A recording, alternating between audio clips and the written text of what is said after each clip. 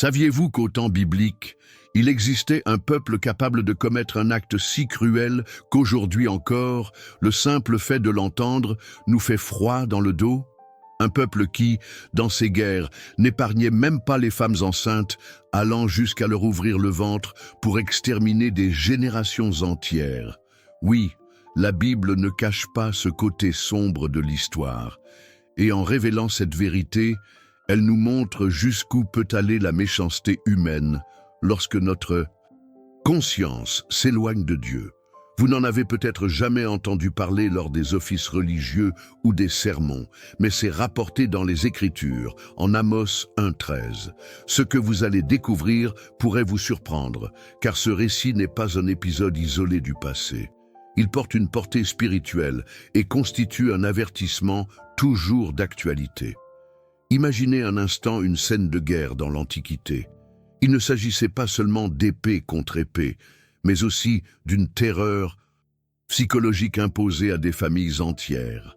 Les Ammonites, descendants de Ben-Ami, ne se contentaient pas de vaincre leurs ennemis.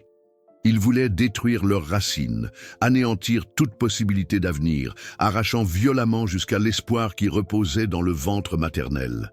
C'est difficile à imaginer, mais c'était la réalité d'une époque où l'humanité s'était complètement éloignée des voies du Seigneur. Vous êtes-vous déjà demandé jusqu'où peut aller la cruauté humaine quand on ne craint pas Dieu? Le prophète Amos l'a clairement dénoncé. Ainsi parle l'Éternel, à cause de 3 crimes des Ammonites, même de 4, je ne révoquerai pas mon arrêt, parce qu'ils ont éventré les femmes enceintes de Galaad, afin d'élargir leur territoire. Notez cette dernière partie, pour prolonger leur mandat. Cela révèle que la violence n'était pas une simple brutalité gratuite, mais qu'elle s'inscrivait dans une stratégie de conquête, d'expansion territoriale et de domination par la peur. Vous rendez-vous compte de l'ampleur de cette menace? Ils savaient qu'en commettant de telles atrocités, ils laisseraient de profondes cicatrices, non seulement sur les corps, mais aussi dans les mémoires et sur les générations futures.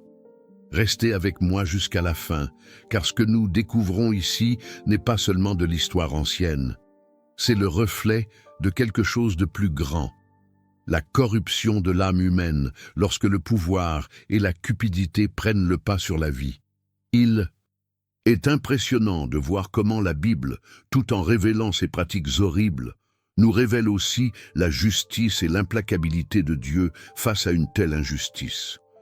Il ne ferme pas les yeux sur la souffrance des innocents et ne laisse pas sans réponse les actes de ceux qui pratiquent le mal.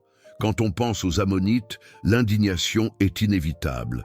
Mais une question se pose également. Pourquoi la Bible a-t-elle tenu à consigner cela? Quelles leçons pouvons-nous tirer de ce terrible événement?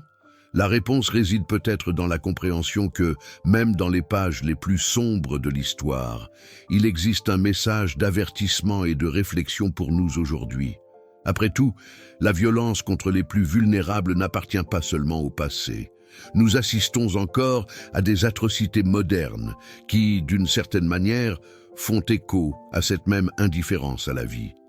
Avez-vous déjà réfléchi au fait que le mal se manifeste souvent non seulement par de grands actes, mais aussi par de petits choix blessants, des décisions destructrices, des attitudes apparemment simples, mais qui laissent de profondes cicatrices? Eh bien, la Bible nous confronte précisément pour nous ouvrir les yeux sur ces réalités. Et c'est précisément ce qui rend ce thème si puissant. En observant les agissements des Ammonites, nous sommes invités à prendre conscience à la fois de la gravité du mal humain et de la justice divine qui y répond toujours. C'est une histoire lourde, mais qui mérite d'être rappelée. Et le plus marquant, c'est qu'elle ne s'arrête pas là, car ce qui suit nous permettra de mieux comprendre qui étaient les Ammonites et pourquoi leur souvenir est resté à jamais gravé dans l'histoire biblique. Impossible de ne pas être bouleversé par une scène comme celle-ci. L'idée d'un peuple qui n'avait aucun respect pour la vie, pas même pour la vie encore créée dans le ventre maternel, nous touche profondément. Peut-être ressentez-vous de l'indignation, une tristesse, voire un choc en écoutant cette histoire. C'est précisément pourquoi je vous invite à participer à cette conversation. Si ce sujet vous interpelle, partagez dans les commentaires ce qui vous a le plus touché jusqu'à présent. Il peut s'agir d'une réflexion, d'un souvenir, voire d'une question. Votre opinion est précieuse, car elle enrichit non seulement cet espace, mais contribue également à créer une communauté de personnes désireuses de mieux comprendre les vérités de la Bible. Et si vous pensez que davantage de personnes devraient connaître cette version de l'histoire, n'hésitez pas à aimer la vidéo. Cela peut paraître anodin, mais chaque j'aime permet à YouTube de reconnaître la valeur de ce contenu et de toucher davantage de personnes qui n'ont peut-être jamais entendu parler de ces passages puissants. C'est comme si vous contribuiez à diffuser le message et à élargir la portée de ce qui est dit ici.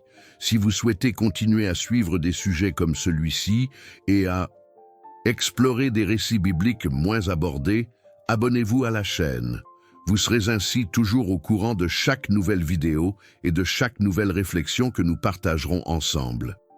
Votre abonnement donne à ce projet la force de continuer à grandir et de toucher toujours plus de cœurs. Car au fond, il ne s'agit pas seulement d'histoires anciennes.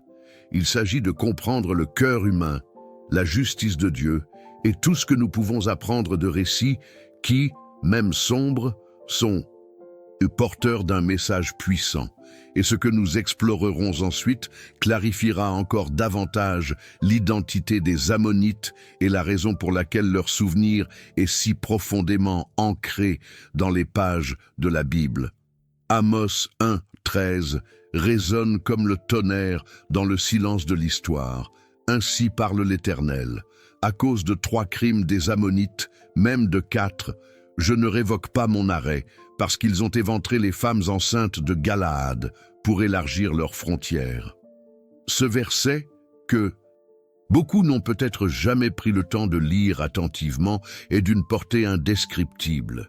Il révèle l'essence d'une cruauté sans bornes, une violence destinée non seulement à remporter des batailles, mais aussi à anéantir l'avenir, à arracher des racines et à laisser des cicatrices qui traverseraient les générations.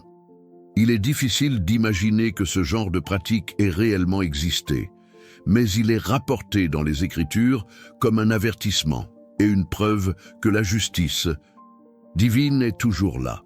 Les Ammonites n'étaient pas un peuple comme les autres, perdu dans un récit oublié.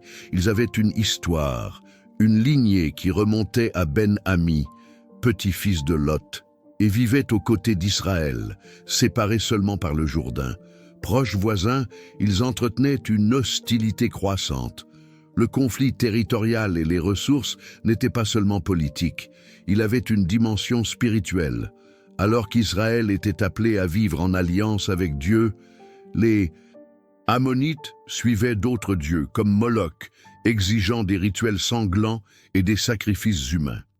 Ce choix d'adorer des divinités cruelles façonna leur mentalité. Une mentalité qui transforma la guerre en spectacle de terreur et la violence en instrument de domination. À la lecture de ce texte, il apparaît clairement que la Bible ne cache pas la vérité cachée de l'humanité. Elle ne se limite pas à relater miracles et victoires, mais révèle aussi les aspects les plus sombres de l'histoire. C'est précisément dans ce mélange d'ombre et de lumière que l'on perçoit l'impact des décisions d'un peuple. Chaque choix a façonné non seulement le présent, mais aussi le destin de toute une nation. L'acte d'ouvrir le ventre de femmes enceintes n'était pas un acte anodin, c'était une décision stratégique. Éliminer des descendants, détruire l'espoir d'une génération, terroriser les survivants et étendre les frontières par la peur. Je souhaite maintenant approfondir ce sujet. Imaginez la scène décrite par Amos se déroulant à Galaad. Là, des familles vaquaient à leurs occupations quotidiennes, des femmes attendant leurs enfants avec l'espoir d'un avenir, jusqu'à ce que l'invasion ammonite transforme la joie en panique. L'utérus, qui aurait dû être un symbole de vie, fut transformé en cible de destruction. Ce n'était pas seulement une pratique guerrière, c'était le message que personne n'était en sécurité, que même le plus innocent pouvait être brutalement arraché. Cette révélation montre comment la perversité humaine peut dénaturer tout ce qui est sacré. Ce récit nous force également à réfléchir à la profondeur du mal humain, sans limite spirituelle. Lorsqu'un peuple décide d'adorer des dieux qui exigent le sang, les sacrifices et la mort, que se passe-t-il dans son cœur? La mentalité est façonnée par l'objet de son culte. Si le centre de la vie spirituelle est cruel, la société devient cruelle. Il ne s'agit pas seulement d'un enjeu historique, mais d'une transformation des consciences qui sert d'avertissement encore aujourd'hui. Ce n'est pas un hasard si Dieu, par l'intermédiaire d'Amos, a été si ferme. « Je ne retirerai pas le châtiment ». C'était comme s'il disait qu'aucune justification ne peut effacer une telle atrocité. Il est curieux de penser à la façon dont nous parcourons souvent des textes comme celui-ci, sans prendre le temps de ressentir le véritable poids des mots. Mais en nous arrêtant, nous réalisons à quel point la Bible présente la réalité avec franchise et transparence, sans romantisme, sans édulcoration. C'est un portrait saisissant de la façon dont des peuples entiers se sont perdus dans leurs décisions. Et cela nous amène à réfléchir à notre propre parcours. Quelles décisions prenons-nous aujourd'hui qui façonneront l'avenir? Comment nos choix, même les plus modestes, peuvent-ils avoir des conséquences que nous ne percevons pas toujours immédiatement? Ce verset ne concerne pas seulement les Ammonites, il concerne l'humanité. Il évoque ce qui arrive lorsque la vie perd sa valeur, lorsque la cupidité prend le dessus, lorsque la quête du pouvoir repousse les limites de la compassion. Il évoque une vérité cachée. La violence contre des innocents est toujours le signe que la société a perdu son axe moral. Et aussi lointain que ce scénario puisse nous paraître, il résonne encore aujourd'hui. Il suffit de regarder les reportages sur les guerres modernes, les enfants souffrant dans les zones de conflit, les peuples entiers anéantis par l'ambition de quelques-uns. L'impact de ce texte est profond, car il nous force à affronter ce que nous refusons de voir. La douleur d'une mère privée du droit de voir naître son enfant. Le silence d'une génération effacée avant même qu'elle ne puisse reprendre son souffle. La terreur instrumentalisée politiquement. Tout cela est là, caché dans une courte phrase, mais chargé de sens. Et c'est précisément ce genre de révélation qui transforme notre regard sur la parole. Ce n'est pas un livre de belles histoires, mais un témoignage de la vie réelle, avec toutes ses nuances, ses souffrances et ses leçons. Lorsque le prophète Amos s'est élevé contre les Ammonites, il ne s'est pas contenté de dénoncer un crime. Il a exposé la plaie ouverte d'une société corrompue, attirant l'attention sur la gravité du péché et proclamant que la justice divine est inébranlable. Ce message résonne encore aujourd'hui. Quiconque pratique le mal n'échappe pas au regard de Dieu. C'est un rappel que même lorsque les hommes tentent de dissimuler leur cruauté, il existe un Dieu qui voit et juge. Et ici, je voudrais laisser une pensée à ceux d'entre vous qui suivent ce voyage avec moi. En écoutant ce récit, qu'est-ce qui vous frappe le plus? Est-ce la cruauté des hommes, la fermeté de la justice de Dieu, ou le sentiment que même aujourd'hui, nous répétons des schémas similaires? Écrivez une phrase simple dans les commentaires. Cela me semble logique. Je veux voir comment ce sujet touche le cœur de chacun ici.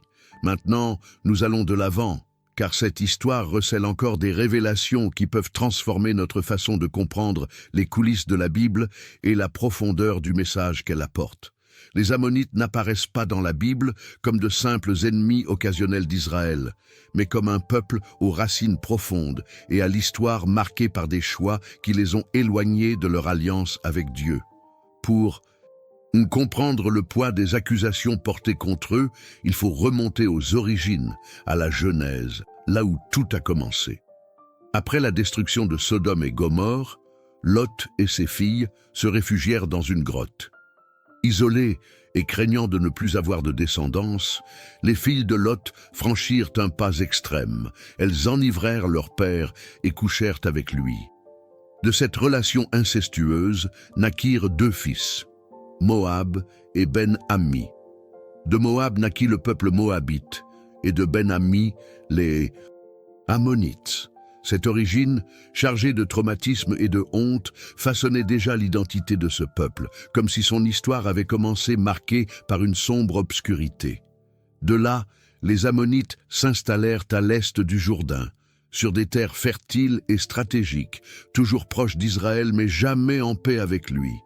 La rivalité n'était pas seulement territoriale, elle était aussi culturelle et spirituelle, alors qu'Israël était appelé à être un peuple distinct, vivant sous la loi divine et la promesse d'un héritage spirituel.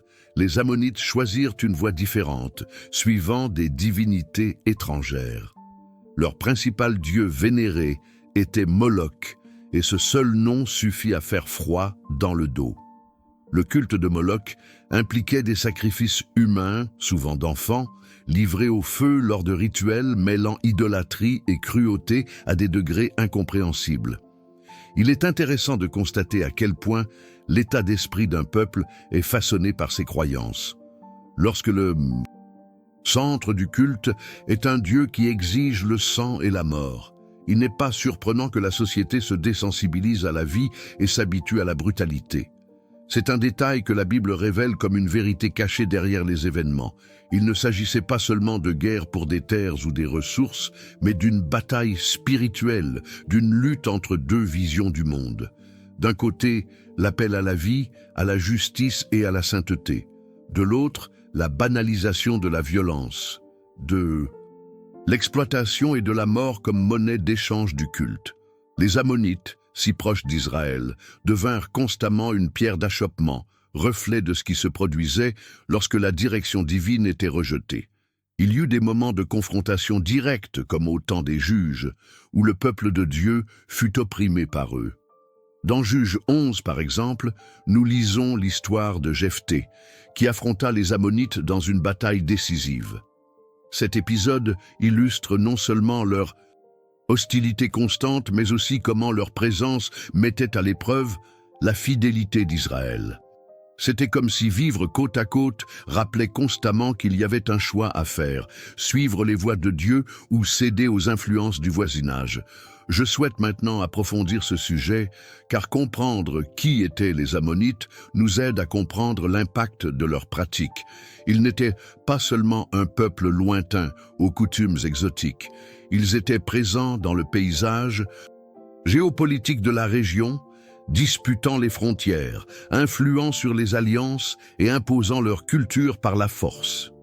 Le détail est que leur culture était imprégnée de cruauté. Le culte de Moloch ne se limitait pas à des cérémonies secrètes. Il se reflétait dans leur vision de la guerre, de la vie et de la mort. Pour les Ammonites, il n'existait aucune limite morale infranchissable au nom de l'expansion de leur territoire ou de la satisfaction de leur divinité. C'est dans ce contexte que le verset d'Amos prend toute sa force. Lorsque le prophète dénonce l'incision des femmes enceintes, il ne décrit pas seulement une pratique isolée, mais révèle les conséquences de siècles de décisions erronées, d'un état d'esprit façonné par l'éloignement de Dieu. Cette révélation nous amène à réfléchir à la façon dont les choix d'une génération peuvent avoir des répercussions sur des siècles. Ce qui a commencé comme un acte de désespoir dans les montagnes, avec les filles de Lot en quête d'une descendance, s'est finalement transformé en un peuple entier, caractérisé par l'hostilité et la violence. Il est impressionnant de constater à quel point la Bible nous montre que rien n'est déconnecté. Les origines, la culture, les décisions et les pratiques de chaque peuple forment un fil conducteur qui explique leur destinée. Et les Ammonites, bien que géographiquement proches d'Israël, en étaient spirituellement très éloignés. Cela renforce un principe qui traverse toute l'Écriture. L'adoration façonne les mentalités, et les mentalités façonnent les actions. Un peuple qui adore le Dieu de vie apprend à valoriser la vie. Un peuple qui s'incline devant des dieux de mort finit par commettre des actes de mort. Ce contraste n'est pas seulement une leçon historique, c'est aussi une réflexion pour nous aujourd'hui. La façon dont nous choisissons de pratiquer notre culte, les vérités que nous suivons et les valeurs que nous privilégions façonnent en fin de compte notre cheminement.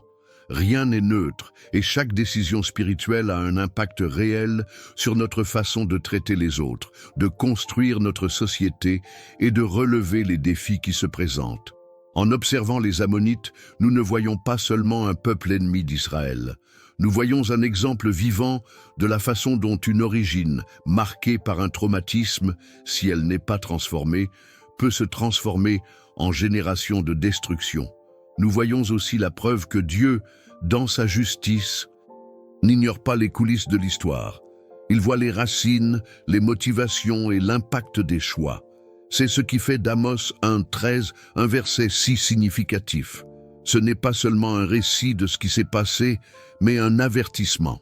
Toute cruauté sera confrontée à la vérité divine.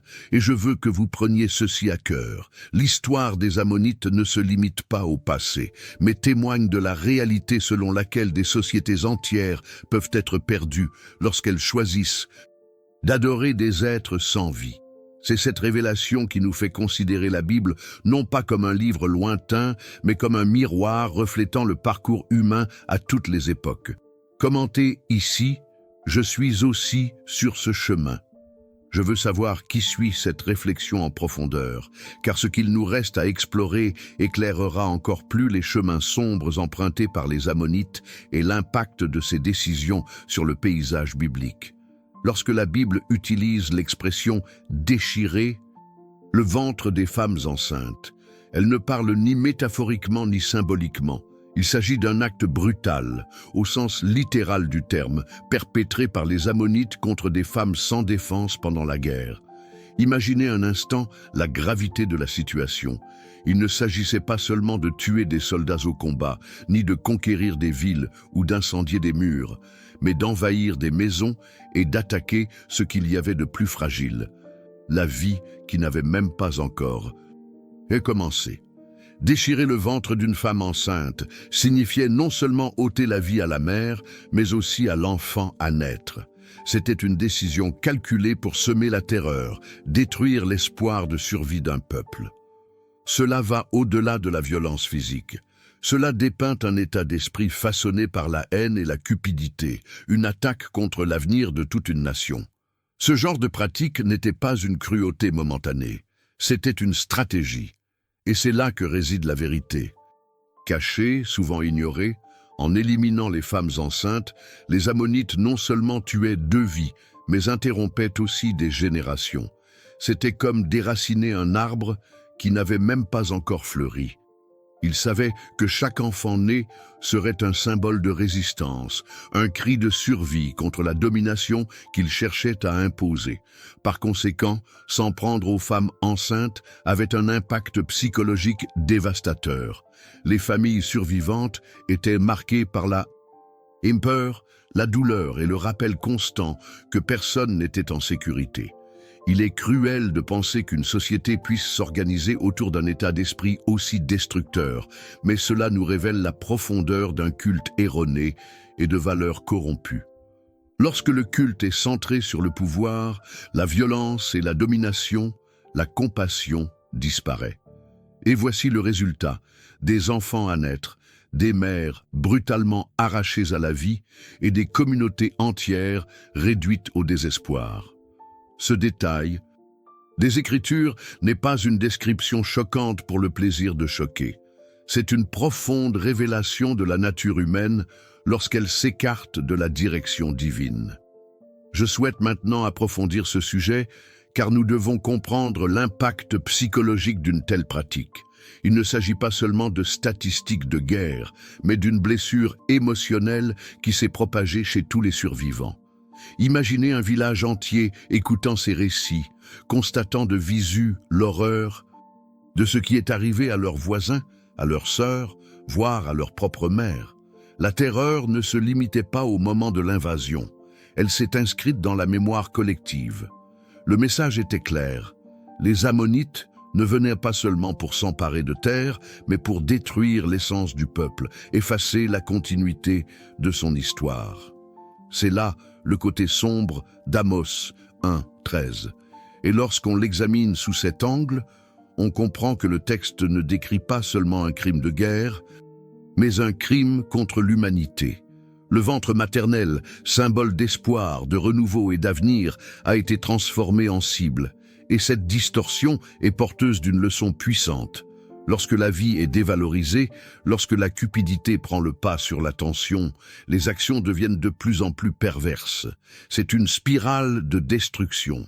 Et la grande révélation ici est peut-être de réaliser que toute société qui place le pouvoir au-dessus de la dignité humaine suit le même chemin, quoique sous des formes différentes. Il est inévitable de réfléchir à l'impact de cette situation aujourd'hui. Même si nous ne la voyons pas au quotidien, son principe se perpétue dans des pratiques modernes qui privent des générations de leur avenir. Que ce soit par des guerres qui tuent des innocents, par des systèmes qui exploitent les plus vulnérables ou par des décisions politiques qui sacrifient enfants et familles au nom d'intérêts économiques, la mentalité est la même, priver les plus vulnérables du droit à la vie. Il est difficile d'affronter cette vérité, mais c'est précisément ce qui rend le message biblique si actuel. En parlant des Ammonites, l'Écriture nous offre plus qu'un récit historique. Elle nous offre un miroir. Jusqu'où sommes-nous prêts à aller au nom de l'ambition? Quel type de choix façonne la mentalité de notre société? Les utérus séparés des femmes enceintes prouvent que, sans limite morale, sans respect du caractère sacré de la vie, les décisions deviennent de plus en plus sombres. Et c'est là une révélation importante. Le mal n'a pas besoin d'être grandiose au départ pour atteindre des extrêmes. Il commence par de petites permissions, par la banalisation d'actes mineurs, jusqu'à ce qu'il devienne acceptable de détruire même ce qui est le plus précieux. Et c'est pourquoi la voix prophétique d'Amos était si dure. Il ne se contentait pas de décrire l'atrocité, il annonçait le jugement inévitable. Le châtiment viendrait, car Dieu ne reste pas silencieux face à l'injustice. Voici l'envers du décor. Aussi cachées que soient les atrocités, aussi naturalisées soient-elles par la culture d'un peuple, il y aura toujours un moment où la justice divine s'élèvera. Et cela suscite non seulement la peur, mais aussi l'espoir. L'espoir que la douleur des innocents ne sera pas oubliée et que chaque acte cruel aura une réponse. En approfondissant ce verset, nous comprenons qu'il ne s'agit pas seulement d'un passage biblique sombre, mais d'un appel à la conscience. C'est un avertissement. Nous devons surveiller notre propre état d'esprit, car il façonne nos actions, nos décisions et même notre destinée collective. Et c'est là que le texte nous touche directement, car chacun de nos choix aujourd'hui peut fonder une société qui valorise ou détruit l'avenir. Commentez ici, cela me semble logique. Je veux voir qui suit réellement ce voyage de réflexion, car ce que nous devons encore découvrir sur les Ammonites exposera encore plus clairement comment leur cruauté est devenue une marque indélébile dans l'histoire biblique. Lorsqu'Amos dénonce l'ouverture des utérus des femmes enceintes par les Ammonites pour agrandir leur territoire, il révèle bien plus qu'une atrocité isolée. Cette expression révèle la vérité cachée derrière la mentalité guerrière de ce peuple. Il ne s'agissait pas seulement de gagner des batailles, mais d'étendre leurs frontières à tout prix. Attaquer des femmes enceintes n'était pas un accès de folie collective, mais une décision calculée, une stratégie visant à assurer la continuité entre ceux qu'ils avaient conquis. Autrement dit, ils ne voulaient pas seulement occuper des territoires, mais éliminer complètement toute possibilité de résistance future. L'ennemi ne pouvait être vaincu aujourd'hui, il fallait l'anéantir à l'avenir. Ce genre d'attitude montre à quel point une société peut être façonnée par des choix de pouvoir et d'ambition. Pour les Ammonites, chaque utérus était une menace, car il contenait la promesse de nouveaux guerriers, de nouvelles familles, d'une génération qui pourrait un jour se soulever contre eux. Ainsi, ouvrir l'utérus des femmes enceintes était aussi un message de puissance brutale. Nous ne vous avons pas seulement vaincu aujourd'hui, nous détruisons votre espoir pour demain. Ce geste eut un impact psychologique dévastateur, car il incita toute communauté à réfléchir à 2 fois avant de tenter à nouveau de résister. Après tout, comment combattre quand même les femmes et les bébés sont pris pour cible? Je souhaite maintenant approfondir ce sujet, car comprendre cette pratique nous aide à comprendre comment la guerre, au temps biblique, ne se limitait pas aux épées et aux lances. C'était aussi une guerre de l'esprit, une attaque contre l'âme d'un peuple. Imaginez la terreur d'une communauté entière vivant sous cette ombre. Les femmes enceintes n'étaient pas perçues comme des symboles de vie, mais comme des menaces à neutraliser. Les hommes, qui auraient dû se réjouir de la naissance d'un enfant, vivaient dans la crainte que leur grossesse puisse être interrompue cruellement à tout moment. Et les enfants grandissant dans cet environnement apprenaient dès leur plus jeune âge que l'innocence n'avait pas sa place. Ce genre de décision nous montre comment le mal se déguise en stratégie. Derrière la justification de l'expansion territoriale et de la domination, on découvre une société totalement insensible à la vie. Ce n'était pas seulement l'épée contre le guerrier, c'était la main contre les sans défense. Ce détail rend cette pratique si choquante. Il révèle jusqu'où un peuple peut aller lorsqu'il perd toute compassion.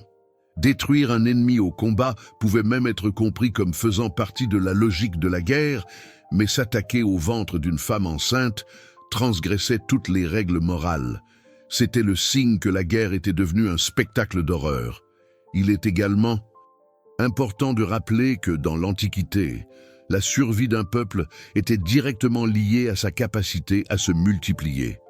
Chaque enfant qui naissait était une garantie d'avenir, une continuation de la lignée, une promesse que la communauté ne serait pas effacée de l'histoire.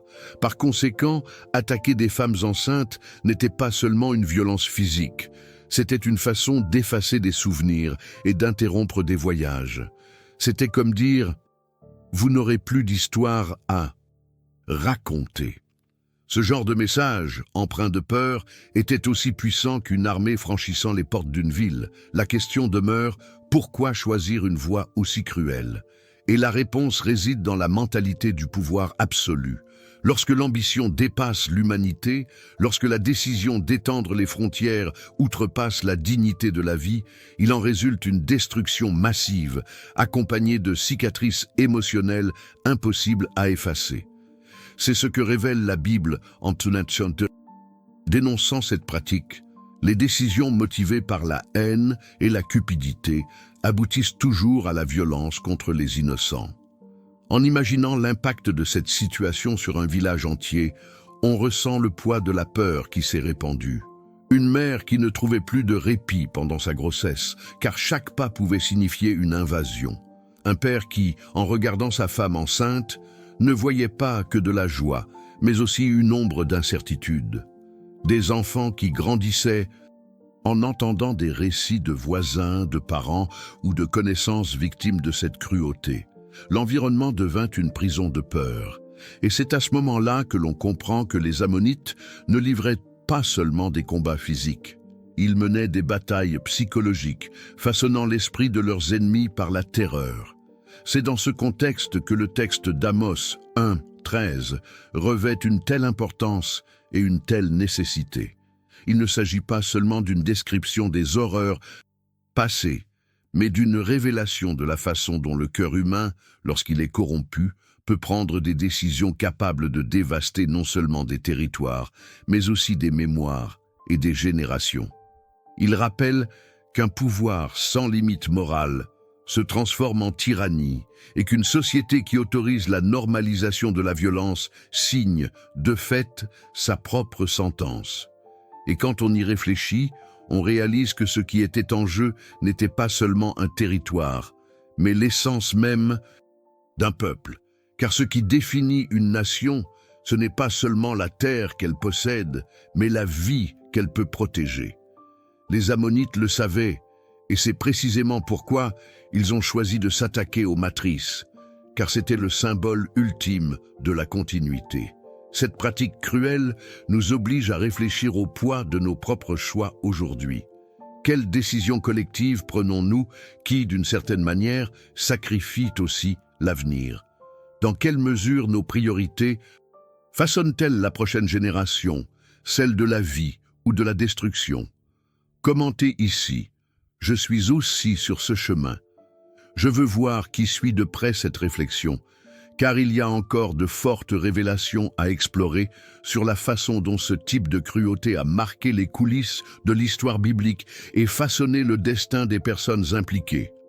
Le plus frappant dans la cruauté des Ammonites est de constater qu'ils ne constituaient pas une exception isolée dans l'Antiquité. Ce type de pratique, aussi troublant que cela puisse paraître, s'inscrivait dans un scénario plus large où d'autres peuples transformaient également la violence en outil de domination. Les Assyriens, par exemple, étaient connus non seulement pour leur puissance militaire, mais aussi pour leur façon d'utiliser la terreur comme arme psychologique. Des documents historiques extra-bibliques décrivent comment ils empalèrent des prisonniers sur des poteaux, exhibaient des corps mutilés et semaient la peur avant même le début de la guerre.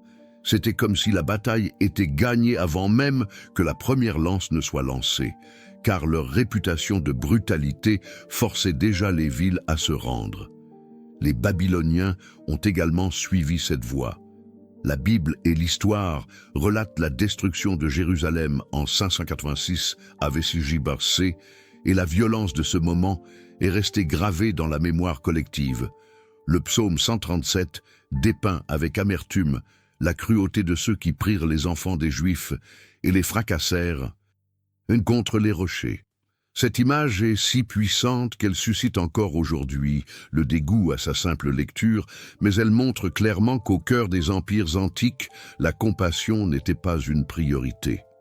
L'objectif était toujours le même: effacer les identités, étouffer les espoirs et démontrer que toute résistance était vaine. Je souhaite maintenant approfondir ce sujet, car ce modèle de violence révèle un élément important de l'état d'esprit de ces personnes. Il ne s'agissait pas seulement de gagner une guerre ou de conquérir un territoire.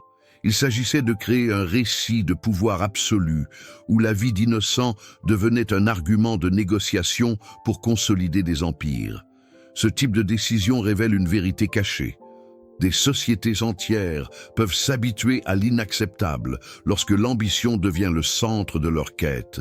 Ce qui était au départ une stratégie militaire est devenu une culture, et ce qui devait être l'exception est devenu la règle. Les Moabites, voisins et parents éloignés des Ammonites, n'étaient pas en reste en matière de cruauté. 2 Rois 3, 27 rapporte qu'au milieu d'une bataille, le roi de Moab sacrifia son fils aîné en holocauste sur les remparts de la ville pour tenter de renverser le cours de la guerre. Imaginez l'impact émotionnel de ce geste, tant pour les témoins que pour les ennemis qu'ils affrontaient. Ce fut une cruelle démonstration de force, mêlant religion, peur et violence. C'était comme dire « nous sommes prêts à tout ». Même à abandonner nos propres enfants. Et si l'on s'intéresse aux Phéniciens, notamment à Tyr et à Sidon, on retrouve la figure de Moloch et d'autres dieux sanguinaires qui exigeaient des sacrifices d'enfants. Les rituels païens étaient si intenses que, selon certains récits historiques, on jouait du tambour pendant les sacrifices pour étouffer les cris des enfants offerts au feu. Cela montre qu'il ne s'agissait pas d'actes isolés, mais plutôt d'une mentalité collective qui acceptait et légitimait les atrocités au nom de la religion ou de la conquête du pouvoir. C'est dans ce sombre contexte que l'on comprend le poids des paroles des prophètes. Ils s'exprimaient non seulement contre les pratiques isolées d'un seul peuple, mais contre une culture entière qui s'était éloignée du respect de la vie. Amos, Isaïe, Jérémie et tant d'autres ont élevé la voix dans un contexte où tuer des innocents était considéré comme normal, où sacrifier des enfants était considéré comme une dévotion, où torturer des prisonniers faisait simplement partie d'une stratégie d'expansion. Les prophètes ne se contentaient pas de dénoncer des actes, mais remettaient en question les mentalités, confrontaient les systèmes et dévoilaient les dessous cruels de sociétés qui avaient choisi la violence comme moyen d'affirmation. Ce contexte historique rend l'accusation portée contre les Ammonites encore plus claire. Ils vivaient à une époque où la cruauté était presque institutionnalisée, mais cela ne diminue en rien leur responsabilité. Au contraire, cela montre que lorsqu'une culture entière accepte le mal comme une routine, le jugement devient inévitable. Il ne s'agissait pas seulement des Ammonites, des Assyriens ou des Babyloniens. Il s'agissait d'un modèle qui transcendait les frontières et unissait différents peuples sous le même principe de brutalité. Ce point nous amène également à réfléchir à la manière dont la pensée collective peut façonner des décisions qui affectent des générations. Lorsque la violence est normalisée, elle cesse de choquer. Lorsque le sacrifice humain est traité comme une dévotion, il devient une tradition. Lorsque la destruction de l'avenir est perçue comme une stratégie, elle est enseignée comme une sagesse. Tel est le danger des petites concessions, des justifications qui s'accumulent jusqu'à former une véritable culture de destruction. Impossible de ne pas penser à l'impact émotionnel que tout cela a eu sur les communautés de l'époque. Imaginez vivre entouré de peuples réputés pour leur cruauté. Chaque invasion comportait non seulement le risque de perdre des terres, mais aussi la peur de voir des innocents sacrifiés. Cette mémoire collective était gravée dans des chants, des psaumes de lamentation et des récits transmis de père en fils. La douleur n'était pas oubliée et le traumatisme faisait partie intégrante de l'identité. Et c'est peut-être là l'une des plus grandes révélations de l'étude de ces textes. Ils ont été préservés non seulement pour nous raconter des faits historiques, mais aussi pour nous montrer les conséquences d'un état d'esprit qui s'éloigne de la vie et de la compassion. Ils nous montrent que la véritable transformation ne se produit pas seulement lorsque nous vainquons des ennemis extérieurs, mais lorsque nous modifions les décisions internes qui façonnent nos cultures et nos sociétés. Commentez ici, cela me semble logique. Je veux voir qui plonge profondément dans ce voyage et comprendre que ces histoires, bien que lointaines, portent encore de puissantes leçons pour aujourd'hui. Lorsque le prophète Amos éleva la voix pour dénoncer les Ammonites, il révéla non seulement la cruauté de leurs actes, mais déclara aussi, avec l'autorité de Dieu lui-même, que le châtiment était inévitable. « Je ne retirerai pas le châtiment, dit le Seigneur. » Cette sentence était claire et sans appel, car le mal commis ne pouvait être effacé par des excuses ou des justifications. Le jugement de Dieu diffère du jugement humain, souvent acheté, manipulé ou différé. Il est précis, juste et intervient au bon moment, révélant que nul n'est au-dessus de la justice divine. Cette vérité traverse les siècles et continue de résonner, car elle montre que l'histoire peut tolérer l'injustice pendant un temps, mais que Dieu ne ferme jamais les yeux sur la souffrance des innocents. La disparition des Ammonites de l'histoire n'était pas un accident. Elle était la conséquence directe de leurs propres décisions, de l'état d'esprit qu'ils avaient choisi de promouvoir et des pratiques qu'ils avaient choisi de normaliser. Le peuple qui s'est soulevé avec une telle brutalité, qui a semé la terreur chez ses voisins, qui a cherché à s'affirmer par la destruction, a tout simplement cessé d'exister en tant que nation. Et cela nous montre un principe puissant. Tout empire, peuple ou culture fondée sur la violence et l'injustice peut paraître fort un temps, mais tôt ou tard, il s'effondre sous le poids de ses propres choix. C'est la révélation qu'Amos nous donne clairement. La main de Dieu pèse lourdement sur ceux qui font du mal aux innocents et la justice, même différée, prévaut toujours. Je souhaite maintenant approfondir ce sujet, car la justice divine n'est pas seulement une punition, c'est aussi un processus de révélation. La disparition d'un peuple comme les Ammonites rappelle à tous les autres que certaines pratiques ne restent pas impunies. C'est comme si l'histoire était jalonnée de signes clairs nous indiquant les chemins à ne pas suivre. Tel est l'impact spirituel et historique du message des prophètes. Révéler ce qui se cachait derrière les coulisses, dénoncer la vérité cachée que beaucoup ont préféré ignorer et laisser aux générations futures un témoignage que chaque décision a des conséquences. Le voyage des Ammonites en est un parfait exemple. Nés dans des milieux déjà difficiles, Ils ont grandi aux côtés d'Israël, ont eu l'occasion d'apprendre de l'alliance du vrai Dieu, mais ont choisi une autre voie. Au lieu de se transformer, ils ont embrassé la cruauté. Au lieu de rechercher la compassion, ils ont cédé à la violence. Leurs décisions ont façonné leur mentalité, et celle-ci a façonné leur destin. Il est impossible de séparer ces étapes. Le jugement est venu non seulement parce qu'ils ont commis un acte horrible en temps de guerre, mais parce que tout leur voyage a été marqué par des choix qui les ont séparés de la vie. Ce détail nous fait réfléchir à quelque chose de profond.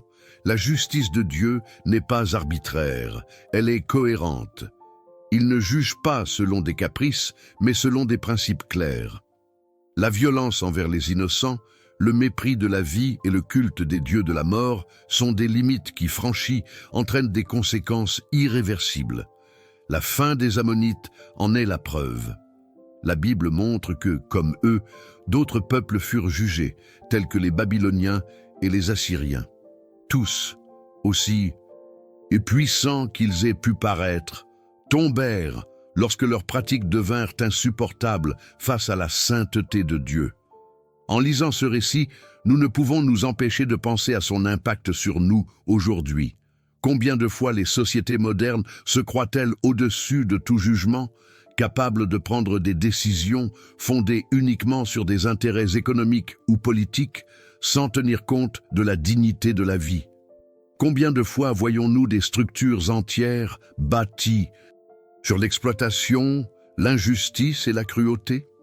L'exemple des Ammonites nous rappelle que rien de tout cela n'est éternel.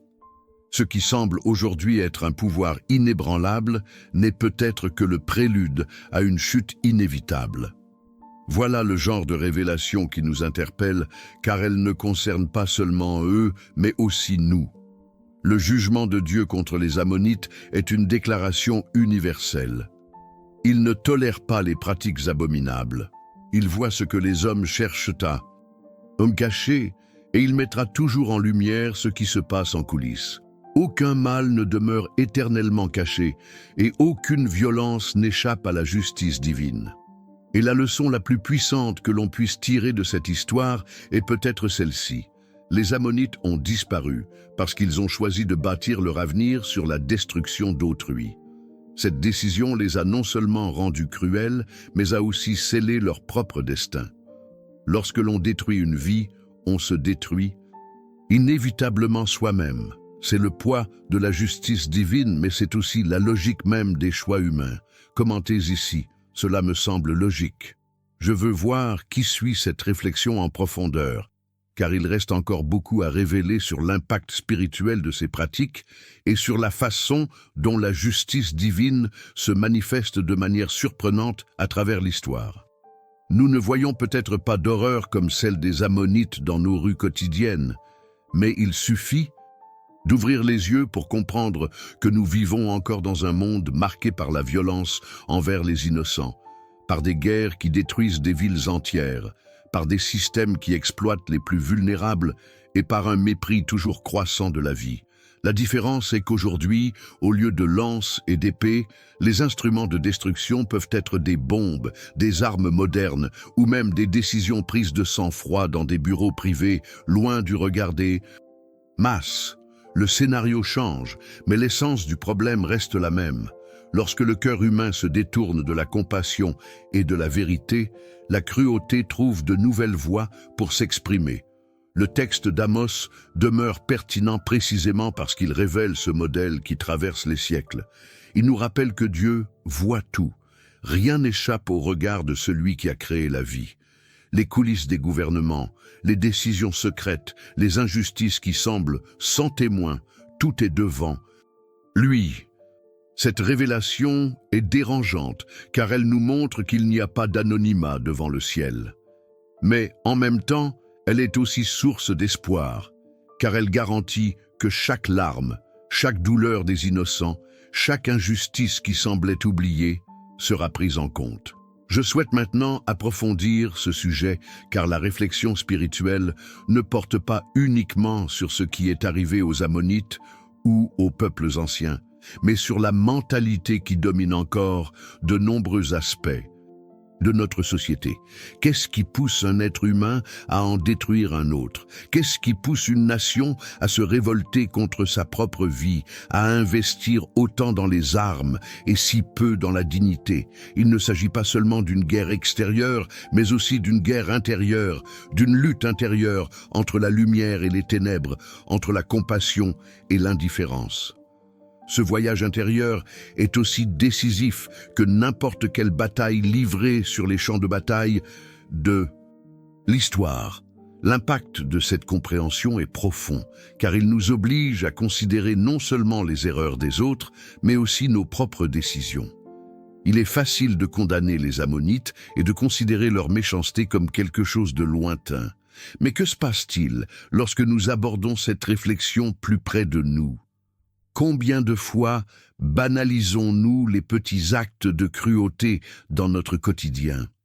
Combien de fois, au nom de la hâte ou de l'intérêt personnel, négligeons-nous la vie qui nous entoure? C'est la vérité cachée que le texte d'Amos nous force à affronter. La violence commence lorsque la vie cesse d'être sacrée. Et cela peut se produire à n'importe quelle échelle, aussi bien au sein de peuples entiers que par des choix individuels. C'est à ce stade que le message biblique devient une invitation à la transformation personnelle. Il ne s'agit pas seulement de déplorer ce qui s'est passé dans l'Antiquité, mais de reconnaître qu'aujourd'hui, encore, nous devons être vigilants quant à ce que nous cultivons en nous. La mentalité qui méprise la vie ne se manifeste peut-être pas de la même manière, mais elle perdure dans des attitudes qui dévalorisent autrui, dans des paroles blessantes et dans des systèmes qui exploitent. Chacun de nous fait partie de ce cheminement collectif et nos décisions façonnent l'environnement dans lequel nous vivons. Cette révélation est inconfortable, mais en même temps libératrice, car elle nous montre que nous ne sommes pas des spectateurs passifs de l'histoire. Nous en faisons partie. Lorsque nous comprenons que Dieu continue de tout voir, nous réalisons aussi que nous avons la possibilité d'écrire différents chapitres. Nous pouvons choisir la compassion plutôt que l'indifférence, la justice plutôt que l'omission, la vie plutôt que la destruction. De petits choix répétés peuvent avoir un impact plus grand que nous l'imaginons. Et si l'histoire des Ammonites sert d'avertissement, elle sert aussi de guide. Ce qui a conduit ce peuple à la ruine était une série de décisions fondées sur la violence. Ce qui peut nous conduire à la transformation aujourd'hui est précisément le contraire. Une série de décisions qui réaffirment la valeur de la vie. C'est là toute la beauté de la réflexion sur des textes comme ceux-ci. Ils ne sont pas figés dans le passé, mais deviennent des outils de révélation pour le présent. Commentez ici « Je suis aussi sur ce chemin ». Je veux voir qui est prêt à regarder au-delà de la surface et à plonger profondément dans cette réflexion, car il reste encore beaucoup à découvrir sur la façon dont ces vérités anciennes continuent de résonner dans notre réalité. Au milieu de tant d'histoires de cruauté, de douleur et d'injustice, il est naturel pour l'homme de se demander où était Dieu quand tout cela se produisait. C'est l'une des plus anciennes questions de l'humanité, et la Bible ne s'en détourne pas.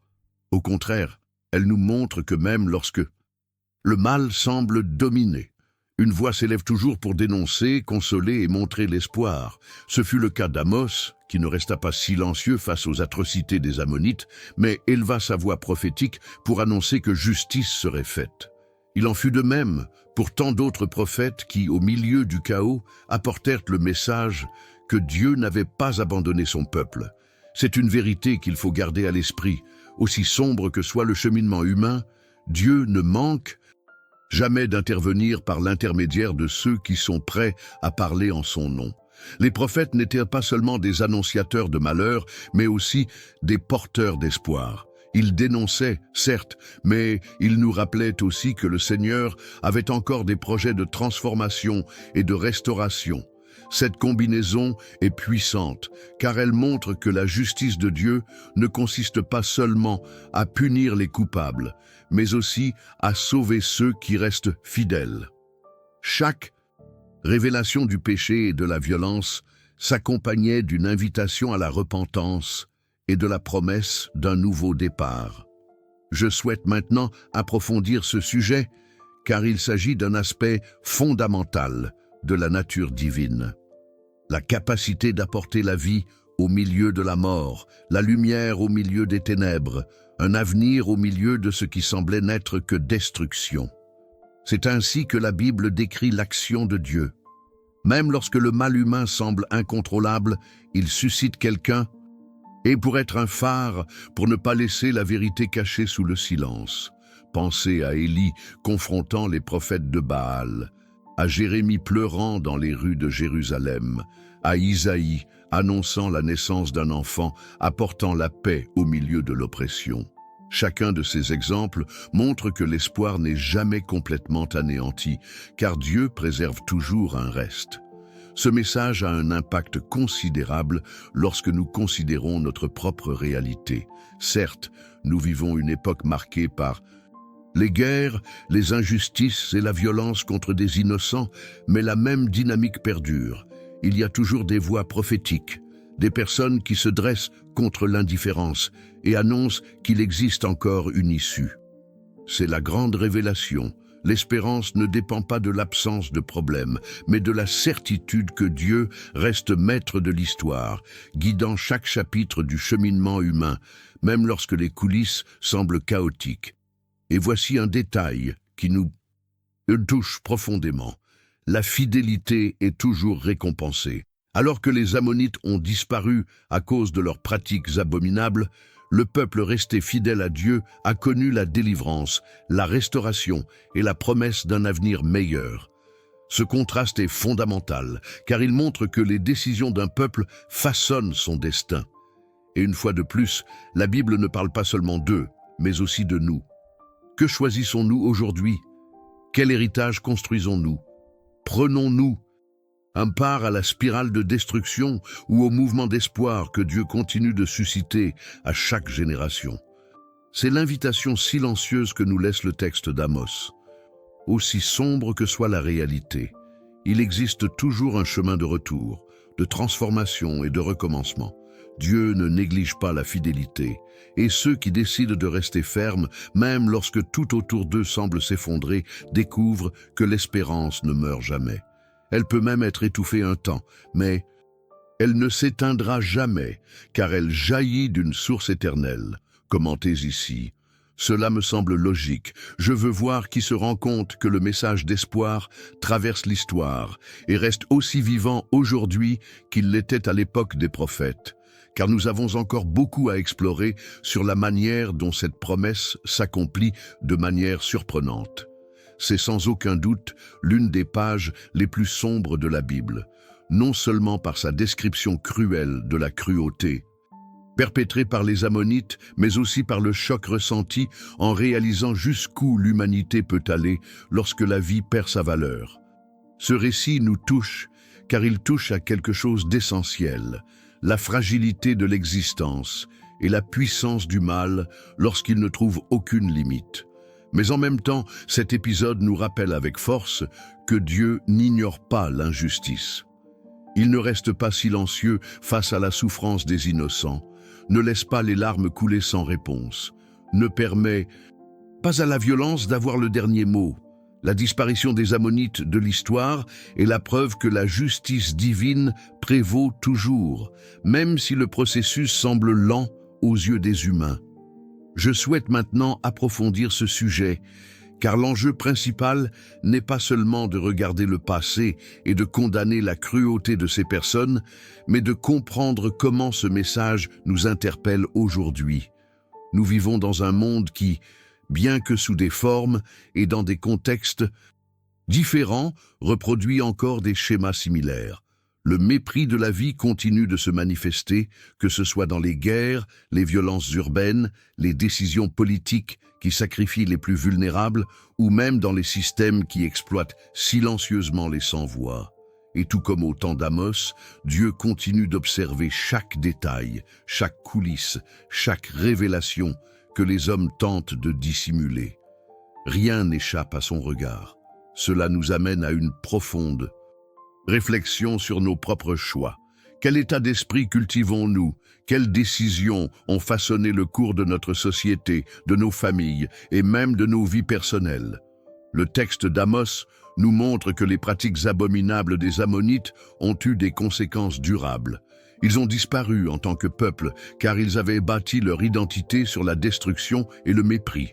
Mais, à l'inverse, Dieu préserve et restaure toujours ceux qui restent fidèles. Telle est la grande révélation qui traverse les siècles. La fidélité ouvre la voie à l'espoir, tandis que la cruauté ouvre la voie à la ruine.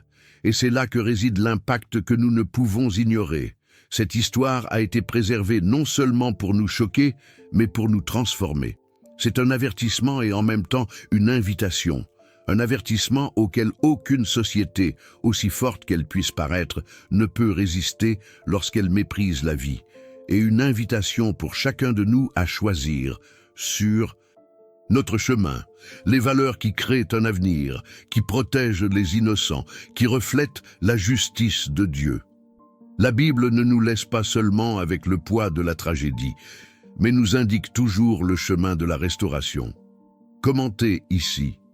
Cela me semble logique. J'aimerais entendre l'avis de ceux qui, dans les commentaires, ont vraiment approfondi cette réflexion, car il reste encore beaucoup à explorer sur la façon dont ces pages difficiles de l'écriture apportent des leçons qui façonnent notre façon de voir la vie et révèlent à quel point nous avons besoin de cette transformation spirituelle.